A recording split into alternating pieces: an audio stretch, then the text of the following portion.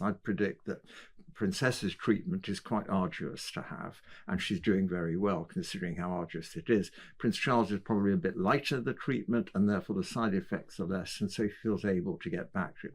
The biggest problem for both of them is living with uncertainty. What's going to happen next? When they stop the chemotherapy, obviously they'll do blood tests, they'll do scans. What will these scans show? And that's the time of great emotional hardship for cancer patients. You and I, we're sitting here in the studio, and of course we could get run over by a bus as we leave this wonderful building, but the chances are we'll be fine, we'll go to bed tonight and forget about it. When you have cancer, you don't know what's around the corner, and that's the difficulty people have. Do you think age can be a factor when it comes to cancer treatments? The princess in her early 40s, the king in his mid 70s. Definitely age. Younger people tolerate treatment much better, not necessarily emotionally, but physically.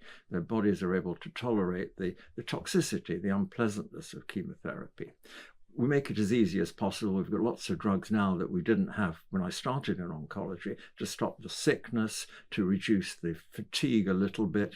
And we're much better at looking after people than we did. In the old days, we give them a shot and then that's it, come back in 2 weeks for another, 3 weeks for another shot. Now we give them counselling, we give them help, we give them a phone line and the contact so that any problems they can phone in and get help. And you talk about a support network there. How important is it to have family members around you at a time like this when you're going through this treatment? It's very important to have someone around to care for you and to support you psychologically as well as physically. If you feel tired, you want to be able to relax and have tea brought to you and so on. But it's really important to have emotional support, and that can come from a family, from a partner, even from grandchildren it can come. And you see all sorts of wonderful things happening in families that may have dissipated a bit, split up, daughters coming back, having been absent for 10 years, coming back and living with their mum to keep her through a difficult time in life.